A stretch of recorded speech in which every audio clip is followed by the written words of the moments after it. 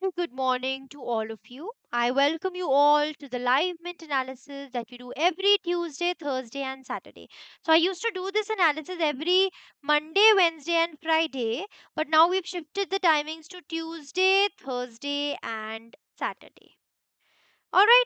So I hope you're all doing well. I'm not taking this live class as of now because I'm a little busy today, but I have recorded the session for you so that you guys do not miss out on any point here. Fine. So that you are completely updated with the newspaper and you know everything that is continuing. I did not want to miss it out. I did not want to cancel it out. So I am here but giving you the entire, the previous two papers that I discussed Saturday and Monday. I'm going to explain it to you. So we are going to do it in the same manner. We are going to discuss the news, and along with that, we are going to also discuss the static part. For any questions that you have, any doubt that you have, you can write down in the comment section. I am going to keep a tap on this, and I'm going to also reply to you. Fine. Before I begin, you can download this YouTube class PDF from the Olive Board app. Just go to the courses section. There's going to be a separate YouTube class PDF folder. You can download from here.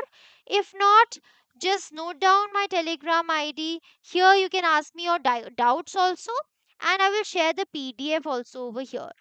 ठीक है, Mannat Educator is my Telegram handle. Economics with Mannat is the name of my group. All right, everyone. So let's take a look at what we're going to see. Firstly, we're going to see that why gold and silver aren't acting like safe havens this time. Because you know what happens whenever there's going to be any kind of volatility in the economy, then gold and silver, mostly people invest in these because these are safe assets. But this time it is not happening. Why? We're going to see the reasons. Then reforms aid India's growth, but long war may hurt. So this is a statement which has been made that right now we are resilient, but if the war continues, then it might impact us. Then again, oil shock related news. Then refiners are asked to pump more gas. And let's see what it is. US asks China to buy less oil from Russia. RBI brings in 1 trillion bonds. Karnataka plans social media ban for children under 16. So, what it is that we're going to see. NHAI rushes to secure bitumen. What is bitumen? That we're going to see. Nearly every third investor is now a woman. So, we had the International Women's Day, right, yesterday. So, based on that, we have some data related to women which can really help you in your descriptive answer writing. Again, then we're going to do a few more MCQs and then we'll end the session here. Alright, chalo.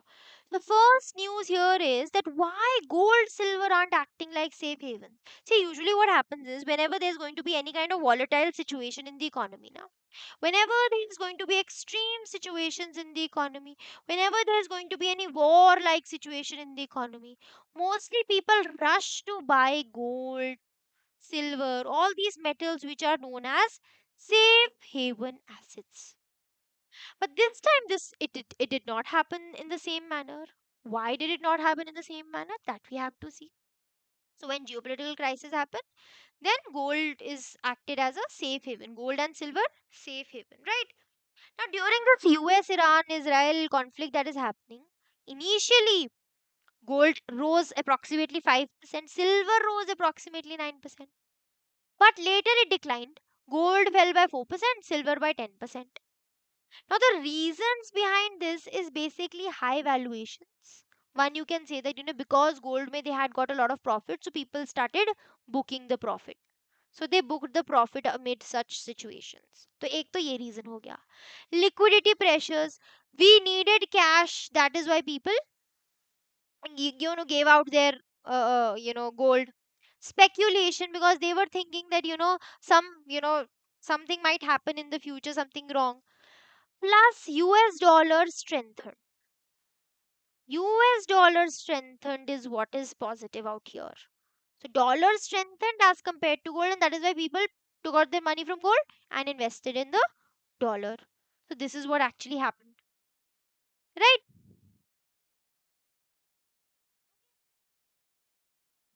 Uh, due to these reasons, that initially gold prices rose and all, but due to high valuation and all, and because of liquidity pressures, then we started selling gold. That is what is in this article. I have written a lot of details over here. You can download the PDF. I'll share the PDF with all of you on my Telegram handle. So this was the news. So basically, what this news is saying, that you initially gold and silver rose, but because of high valuations, liquidity pressures, in high US dollar, that is why now these are not acting as safe haven assets. Fine. Then the next news is related to reforms that aid growth, but long war may hurt. Now, what did the government say? Government is saying that right now we are resilient, we are doing well. But if such wars continue, then there's going to be a problem. है ना? So, Finance Ministry's monthly economic review. So, this data is from the monthly economic review that recent reforms, whatever trade deals we have, taken up, it definitely improves India's growth prospects. But if this West Asian conflict continues, then this will negatively impact. What will it negatively impact? Firstly, the exchange rate. Secondly, the current account deficit. Current account deficit means when your exports are, exports minus imports are negative. That means your imports are greater than your exports of both goods and services. So, current account deficit can be high. It will impact inflation also. Inflation may be imported inflation. Obviously, if the crude oil prices are going to rise, then it will lead to inflation. Then capital flows, people might take out their money. And you can see already, you can see that Brent crude oil prices have increased, LNG prices rose by 50%. Okay, so even though we have these risks, but this monthly economic review is saying that India's financial year 27 GDP forecast is 7 to 7.4%, but if this conflict continues, then there's going to be a problem. In our previous classes, also, we had seen that the Strait of Hormuz is very important. It's like a critical choke point where maximum oil is transported. Approximately 20% of the global trade is done through this Strait of Hormuz. And if this is disrupted, then we will have an oil shock. है ना? So, current account deficit, I've already told you, when imports are greater than your exports, external exchange rate pressure is going to be, we are going to see imported inflation, prices are going to rise. है ना? Central banks may tighten monetary policy. Tighten monetary policy means try to reduce money supply in the economy to control inflation. है ना? So we might see this. Abhi in the previous year, if you see in 2025, the RBI has basically taken up a very accommodative stance, like expansionary monetary policy, increasing money supply to stimulate demand. But if inflation rises, then we might, see a negative impact on that. है ना? And if you see there's going to be government subsidy pressure also, food subsidy, fertilizer, petroleum. These are the subsidies that the government offers. So we might see fiscal burden in this case also because of this conflict. We are seeing it on an everyday basis. Right? We are seeing on an everyday basis that how these. So, if you see the newspaper, everything is related to these shocks only.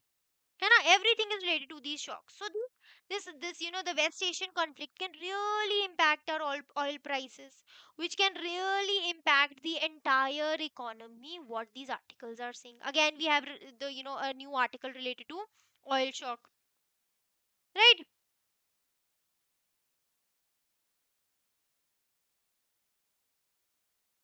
So oil shock looms, but India's inflation shield likely to hold. Let's see what this article is saying. So we know that tensions are rising in West Asia. Brent crude prices have increased. है ना? But still economists are believing that India's inflation may be controlled. We are still, in a better position.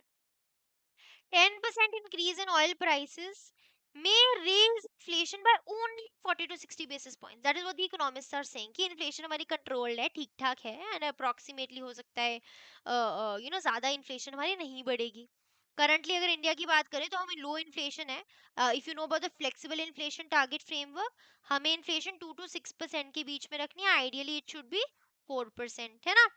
तो ये scenario है. तो हमारी already 2.75 है. ठीक है, ठीक चल रहा है सब कुछ. ठीक है, बट ऑब्वियसली ये जियोपॉलिटिकल शॉक्स हैं हमारे पास. एनर्जी सप्लाई रूट्स, वो जो हमारा स्ट्रेट ऑफ हॉर्मुज वाला रूट है, वो इशू हो सकता है. तो ग्लोबल क्रूड प्राइसेस में इशू आ सकता है. अनसर्टेनिटी रह सकती है. Inflation pressures. प्लस इंडिया तो पता ही है, we are very vulnerable because we are the third largest oil importer in the world.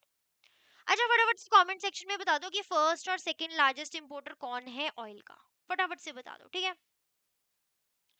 अच्छा फिर oil price pass through to inflation, oil affects inflation obviously, बाहर से ऑयल हमें महंगा आएगा तो यहाँ की चीजें भी तो महंगी हो जाएगी, है ना, तो प्राइसेस विल इंक्रीज।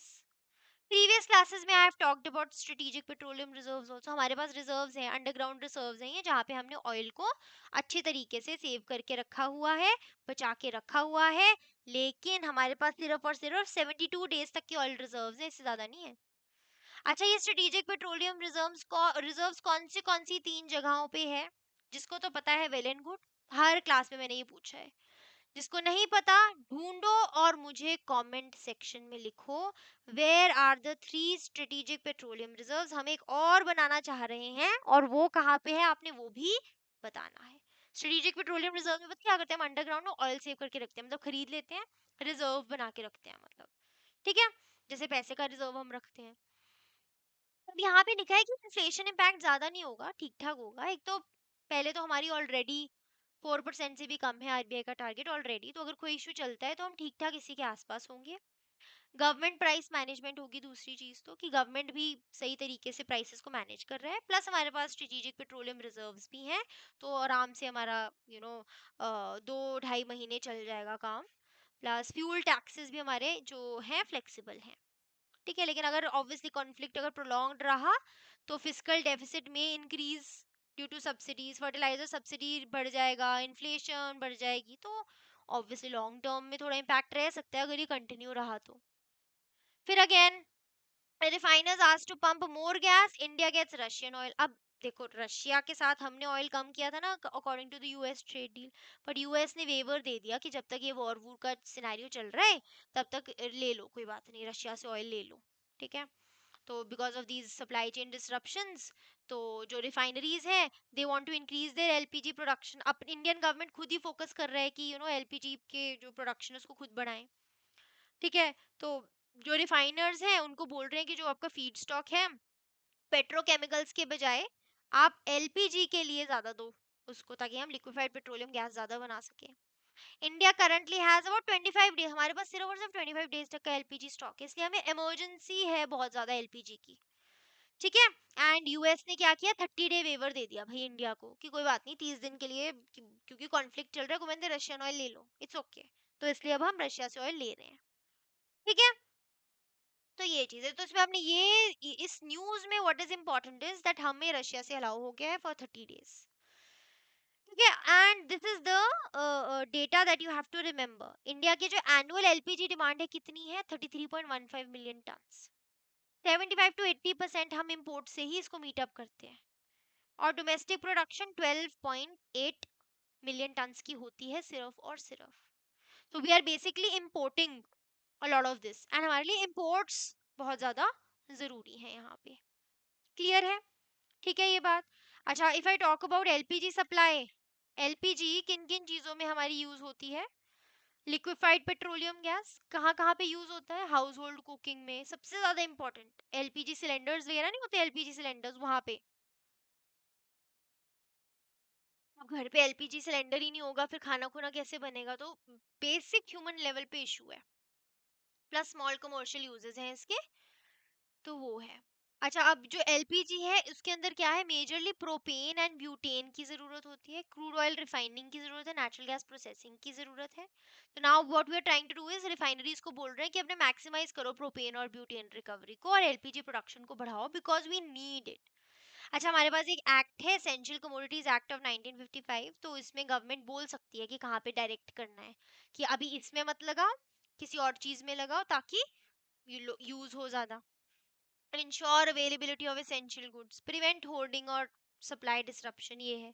आज हमारी एक उज्ज्वला योजना है, your homework is again scheme PM Ujjwala योजना, इसमें डिपॉजिट फ्री एलपीजी कनेक्शंस आपको मिलके सब्सिडाइज्ड कुकिंग गैस मिलते हैं, और ये बेसिकली विमेन के नाम पे मिलती है आपको LPG cylinder, poor house holds और स्पेशली वुमेन को ये स्कीम इंपॉर्टेंट है, एलपीजी की बात हो रही है, so you should know about this PM Ujjwala योजना। ठीक है, तो पीएमयूवाई इसको एक बार कर लेना, ये आपका होमवर्क है, ये स्कीम इंपॉर्टेंट है, न्यूज में इंपॉर्टेंट है। So many students ask me कि मैम स्कीम्स कैसे करें, तो भैया जो न्यूज में आ रही है स्कीम्स उसको तो कर ही लो। ठीक है, जो भी न्यूज में आ रही है उसको आप कर लो, उसमें you don't have to compromise. And in my analysis, जो मैं लाइव मिनट एनालिसिस आपकी लेती हूँ, उसमें तो आई ऑलवेज टेल यू जो करना है जो नहीं करना है, जो स्कीम आती है, आई ऑलवेज टेल यू कि ये आपका होमवर्क है, आपने ये होमवर्क कर लेना है एंड आपने इसमें ये स्कीम अपने कर लेनी है। ठीक है, fine then. So energy security, जो कंसर्न्स है इंडिया की, जो एनर्जी वल्नरेबिलिटीज हैं, because you know what the problem is that we import a lot of oil. हम ये सारी चीजें इंपोर्ट करते हैं, हम खुद नहीं प्रोड्यूस कर सकते हैं, जैसे सऊदी अरेबिया, कतर, यूएई, यहाँ से। ठीक है, then industries which are going to be affected. अब देखो इसमें क्या बोला कि फीड स्टॉक से आप डाइवर्ट करो, है ना, आप ये propane butane and all feed stock से डाइवर्ट करके आप ऐसा करो कि आप इसको लगाओ एलपीजी प्रोड्यूस करने में, लिक्विफाइड पेट्रोलियम गैस प्रोड्यूस करने में। अच्छा, अगर इसमें से कम कर देंगे तो कौन सी इंडस्ट्रीज इम्पैक्ट होंगी? Petrochemical, ceramic, LPG using industries, बाकी तो होंगी इम्पैक्ट। ठीक है, फाइन। तो ये आपका न्यूज आर्टिकल है। आई hope this is clear. Write down in the comment section, कोई चीज नहीं समझ आ रही है, write down in the comment section, I will see it, I will reply it. तो ये हो गया आपका एलपीजी से related. Now if you see, आप खुद अगर न्यूज़पेपर पढ़ रहे होगे ना, आप खुद देखोगे that almost every other article is related to the conflict, because बहुत ज्यादा एस्केलेट कर रहा है। एंड बेशक ये बहुत दूर हो रहा है हमारी कंट्री से, है ना, बहुत दूर हो रहा है, लेकिन इट इज एक्चुअली इम्पैक्टिंग अस। चाहे वो हमारे ऑयल से रिलेटेड है, एलपीजी से रिलेटेड है, चाहे नेचुरल गैस से रिलेटेड है, गैस से रिलेटेड भी हमने पिछले क्लास में किया था, उससे रिलेटेड भी हमने किया था। अच्छा, अगर अब जो ये पेट्रोलियम और ऑयल होता है ना, बहुत चीज़ों में, जैसे पेंट्स हो गया उसमें यूज़ होता है, बहुत मतलब बहुत चीज़ों में ये as a raw material use होता है, तो हर चीज़ के प्राइसेस बढ़ जाएंगे। So that is how it is going to indirectly impact us. ठीक है, so there is this friend of mind जिसका खुद का बिजनेस है, तो उनके बिजनेस में बहुत इम्पैक्ट पड़ रहा है बिकॉज ऑफ दिस। अच्छा, there is a friend of mind जो अपना घर बना रहे हैं अभी, तो जैसे जो पेंट्स एंड ऑल है, जो भी रॉ मटेरियल चाहिए होता है ना, उसके प्राइसेस रातों रात दे हैव इंक्रीज्ड। बिजनेसेस में 30 to 50% डायरेक्टली इंक्रीज हो रहा है प्राइसेस में। तो काफी इशू हो रहा है because of this. So it is not just impacting them, हमारे ऊपर भी काफी ज्यादा इम्पैक्ट इसका पड़ रहा है। फिर नेक्स्ट आर्टिकल है, US has a big ask for China. अब यूएस ने चाइना को क्या, इनका अपना ही अलग चल रहा है। यूएस ने चाइना को बोला कि रशिया से ऑयल कम खरीदो, अमेरिका से ऑयल ज्यादा खरीदो। तो US is urging China to reduce its oil imports from Russia, और वो कह रहे हैं यूएस से परचेज करो। ठीक है, and this is going to be there is this summit which is going to be held between Donald Trump and Xi Jinping. ठीक है, तो यूएस कह रहा है कि Chinese purchase of Russian oil, उससे रशिया को मिल रहा है फाइनेंशियल सपोर्ट, जिस वजह से वो यूक्रेन में और धमाका कर रहे हैं। खुद तो ये अपना धमाके चले हुए हैं, है ना, यूएस खुद का अपना चला हुआ है, इनका ये ईरान में यहाँ पे इनको ज्ञान बांट रहे हैं, है ना। तो China currently imports significant volumes of discounted crude oil from Russia, Iran, Venezuela. ठीक है, तो चाइना लेता है discounted crude oil from all of these countries, लेकिन अब यूएस बोल रहा है कि नहीं, ये तुम हमसे लो। ठीक है, फाइन। तो Russia had been selling discounted prices China India को, है ना, तो अब यूएस इज सेइंग कि China should buy it from US. ठीक है, तो this is like a geopolitical tool. US का ऑब्जेक्टिव ये है कि चाइना की जो एनर्जी रेवेन्यू है वो कम हो जाए। अगर उनका रेवेन्यू कम होगा तो वो how how are they going to stand this chance in Ukraine, तो वो है। प्लस यूएस के खुद के एनर्जी एक्सपोर्ट्स बढ़ जाएंगे, और ग्लोबल एनर्जी सप्लाई चेन है वो वापस से बेटर आउट हो जाएंगे और चेंज हो जाएंगे। Then China is one of the largest energy importers in the world, and इसीलिए वो चाइना को डाइवर्ट करने की कोशिश कर रहे हैं। Let's see whether China is going to agree to that or not. ठीक है, plus US has become major exporter of oil and LNG also. एक शेल रेवोल्यूशन आई थी उनके वहां पे, जिसमें हाइड्रोलिक फ्रैक्चरिंग, हॉरिजॉन्टल ड्रिलिंग, ये टेक्नोलॉजिकल एडवांसमेंट्स हैं जो ये एलएनजी को प्रोड्यूस करने में लाइक हेल्प आउट करती हैं, है ना। शेल रेवोल्यूशन है ये, शेल से ही आपकी नेचुरल गैस भी निकलती है, इसीलिए ये इंपॉर्टेंट है। ठीक है, तो this going to impact Russia, global oil markets में भी ये इम्पैक्ट करेगा अगर इसमें कुछ हुआ। ठीक है,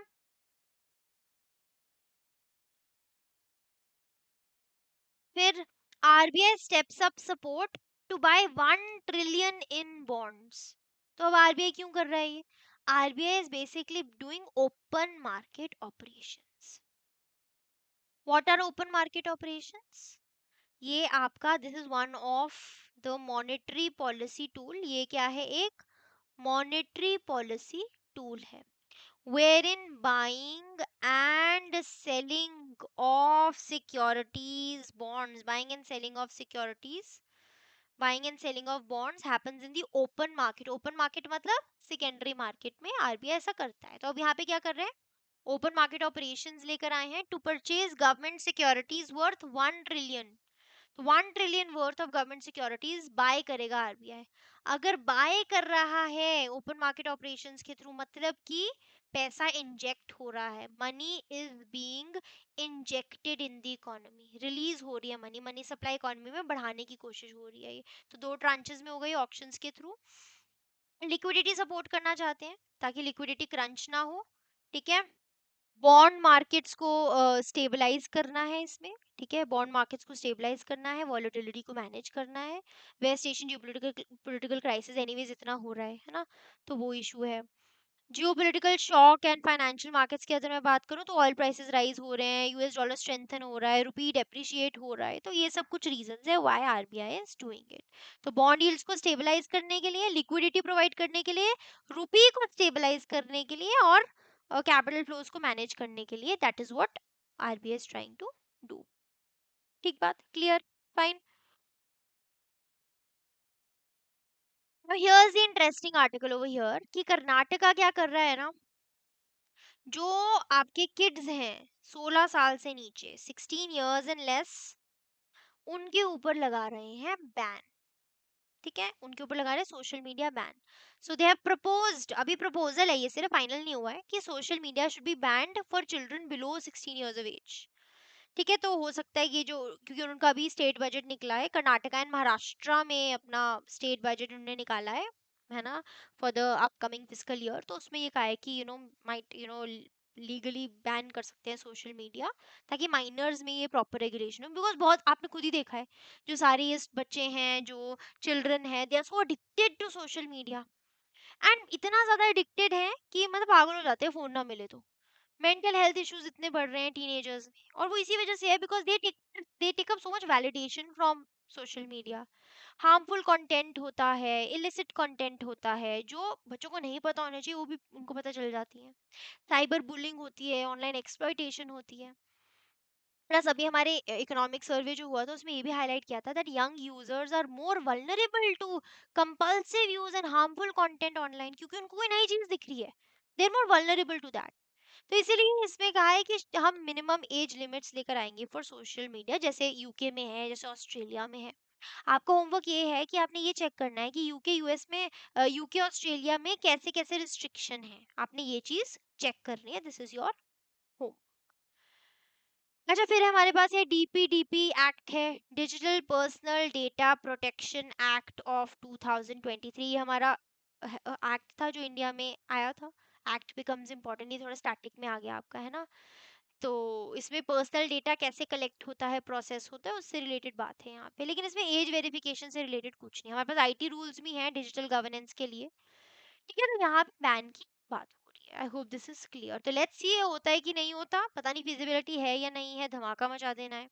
इसमें ना एक दिक्कत भी है कि अगर आपको खुद से ही, जैसे होता है ना, जैसे हम फेसबुक खोलना है, अब जैसे हम भी देखो, when I was also young, हम सबने भी फेसबुक बनाया था, पहले ही बना लिया था, और उसमें भी एज लिमिट तो थी. तो हम अपनी एज 2000 के बजाय, जैसे आई एम 2000 बॉर्न, तो 1997 कर दिया, 1992 कर दिया. हम यही करते थे पहले भी. तो ये भी तो बच्चे ऐसे कर ही सकते हैं ना. They can open up their account by showing their wrong age, अगर सेल्फ डिक्लेरेशन है तो. या तो आपको आधार कार्ड वगैरह लिंक करना हो तब तो बात भी है, कुछ ऐसा हो जाए. But if you have to self declare कि अच्छा now this is your age इतना है, तो वो तो कोई भी बना सकता है इलीगली करके. तो बैन कैसे करना है, क्या नहीं करना, I don't know how it is going to implement.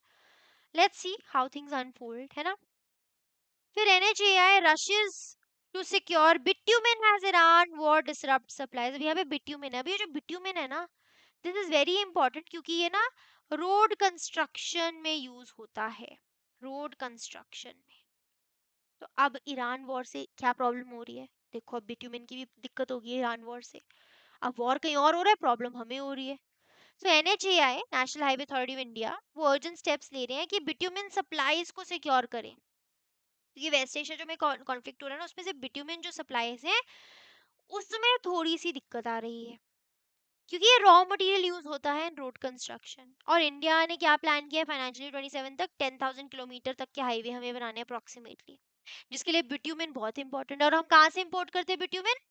Waste Asia से इंपोर्ट करते, कितना कुछ हम इंपोर्ट करते हैं। We are so dependent on foreign countries for the basic basic things, critical minerals के लिए, बेसिक चीजों के लिए हम कितना डिपेंड करते हैं, है ना? तो बिट्यूमेन क्या है? पेट्रोलियम बेस्ड, ये भी पेट्रोलियम बेस्ड प्रोडक्ट है। क्रूड ऑयल से ही, क्रूड ऑयल की रिफाइनिंग से ही हमें मिलता है ये। रोड कंस्ट्रक्शन में, वाटर प्रूफिंग, इंफ्रास्ट्रक्चर प्रोजेक्ट, इन सब में यूज होता है। प्राइमरी बाइंडिंग मटेरियल है, asphalt used in asphalt roads, तो रोड्स के अंदर प्राइमरी बाइंडिंग मटेरियल है ये। और हमारे मेजर गवर्नमेंट प्रोग्राम्स है, भारत माला माला परियोजना, पीएम गति शक्ति, नेशनल हाईवे एक्सपेंशन। देखो जो भी यहाँ पे मैं लिख रही हूँ ना पीडीएफ में, इसको डिटेल में कर लो। कोई भी स्कीम लिख रही हूँ, कोई भी परियोजना, योजना, इन सबको अपने ढंग से करना है, ठीक है? तो अगर मैं एनुअली रिक्वायरमेंट की बात करूं, इंडिया की एनुअल बिट्यूमेन रिक्वायरमेंट की बात करूं, तो अराउंड 9 मिलियन टन्स की जरूरत है। डोमेस्टिक प्रोडक्शन कितनी हो रही है? 5.3 मिलियन टन्स। इंपोर्ट्स कितने? 35 to 36% ऑफ रिक्वायरमेंट। तो हम कितना ज्यादा इम्पैक्ट करते हैं, कितना ज्यादा हम इंपोर्ट करते हैं। और जो पब्लिक सेक्टर कौन बिट्यूमेन को जरा प्रोड्यूस करता है? We have IOCL, Indian Oil Corporation, we have Bharat Petroleum, we have Hindustan Petroleum, ये सब है, ठीक है? तो अब ये बिट्यूमेन का भी इशू हो रहा है हमारे पास, तो ये भी दिक्कत है।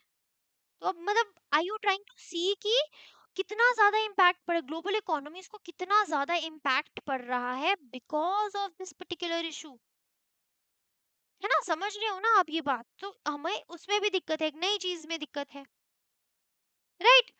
Fine. Now nearly every third investor is now a woman. अब इंटरनेशनल वुमेन्स डे था, कल था, तो अब यहाँ पे हमें विमेन रिलेटेड डेटा मिला है। देखो विमेन वाला टॉपिक बहुत इंपॉर्टेंट है, ठीक है? और इससे आपको डिस्क्रिप्टिव क्वेश्चन तो आ सकता है। Just give me 1 second, just give me 1 second.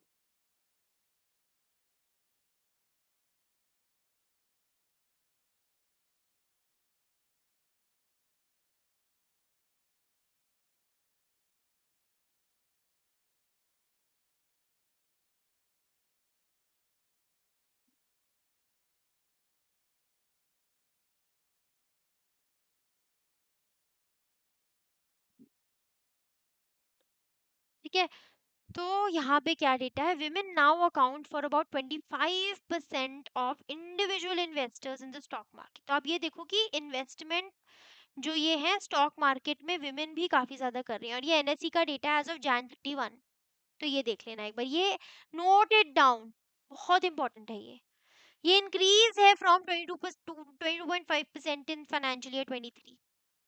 Small towns, non traditional financial hubs, ये लीडिंग है। और कौन से states? Goa, Mizoram, Chandigarh, Sikkim, Delhi, they have female investor shares above the national average. ये याद रख लेना, ये वाले सारे स्टेट्स, ठीक है?